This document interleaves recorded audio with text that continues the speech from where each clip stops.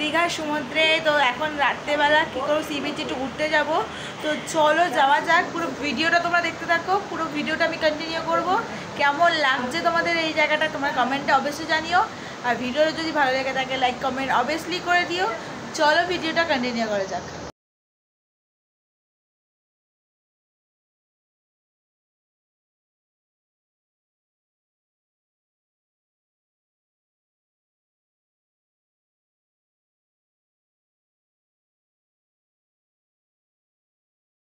তো দেখতেই পাচ্ছ বন্ধুরা, আমরা কিন্তু বেরিয়ে পড়েছি একদম। আর একদম মানে বিচের প্রথম থেকে শুরু হয়ে গেছে হচ্ছে এতগুলো স্টল।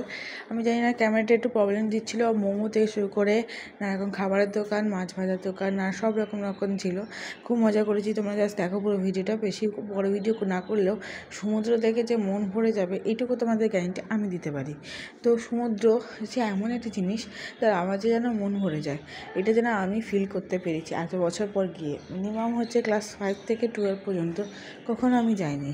এত বছর পর আমি গিয়ে এত মজা পেয়েছি যে তোমাদের জিনিসটা কী বলবো, একদম বাও ফিল এসে গেছিলো আমাদের।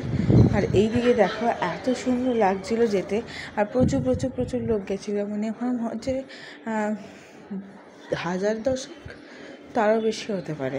তো প্রচুর হোটেল বুক করেছিল যখন, সব হোটেল বুকিং ছিল। তাহলে ভাবো তা কতটা মানে ভিড় ছিল। আর এসে দেখি প্রচুর লোক। আর এদিকে দেখো সমুদ্র দেখে জাস্ট আমার তো মনে হচ্ছে সমুদ্র ছেড়ে কোথাও যেতে ইচ্ছে করছে না।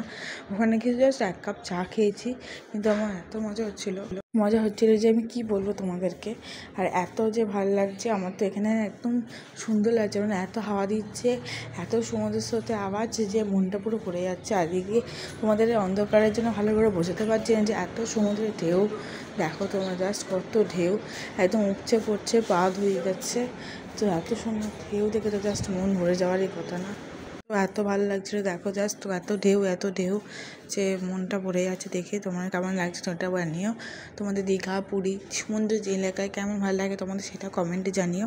আমার তো মোটামুটি পাহাড় ভালো লাগলেও সমুদ্র একদম খারাপ লাগে তাও না। আর সমুদ্র দেখে তো মন তো ভরে যাচ্ছে।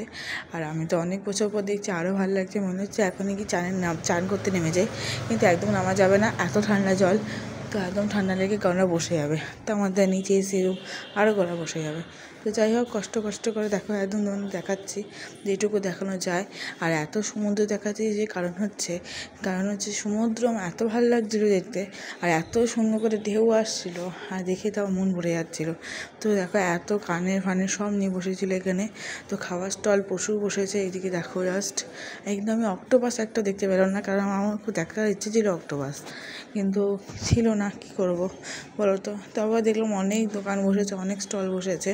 তারপর এদিক ওদিক করে একটু চাটা খেয়ে দেখো এখানে একটা ফটো তোলার জায়গা পেয়েছিলাম। তো অনেক ফটো তুলেছি, বৃষ্টি থেকে শুরু করে সবাইকে ভিডিও কল করে দেখিয়েছি। আর এই যে দেখো আই লাভ দীঘা। তারপর এখানে সামনে অনেক ফটো তোলার পর দেখি এখানে অনেক লাইটিং আছে। এখানে খুব সুন্দর দেখা যাচ্ছে দীঘার সমুদ্রের জলটা। তো সুন্দর তোমার দেখো এখানটা কিন্তু অনেক ভালো লাগছিলো। দেখো সমুদ্রের ঢেউটা এত সুন্দর করে আসছে, যেখানে অনেক ফটো তুলেছি। ওই জন্য ভাইয়ের, আমার, বাবার, মায়ের, ঠাম্মি সবার ফটো তুলেছি। খুব মজা হয়েছে। তো চলো বাড়ি ফিরবো। বাড়ি ফিরে একটুখানি আমি খেয়ে নিলাম ধোসা, আমি আর ঠাম্মি। ধোসা, সাম্বার আর চাটনি। আর এইদিকে দেখো ভাইয়ের জন্য বিরিয়ানি, মামার জন্য হচ্ছে চিলি চিকেন আর রুটি। তো ভিডিওটা এই পর্যন্তই। ভিডিওটা ভালো লাগলে লাইক কমেন্ট শেয়ার করতে ভুলো না। চ্যানেল সাবস্ক্রাইব করে পাশে থেকে। এখন তো টাটা, দেখা হচ্ছে নতুন একটা মিষ্টি ভিডিওতে। আর সবাই বলো রাধে রাধে। আর তোমাদের কেমন দীঘা ভালো লাগে সেটা কিন্তু কমেন্টে জানাতে ভুলো না।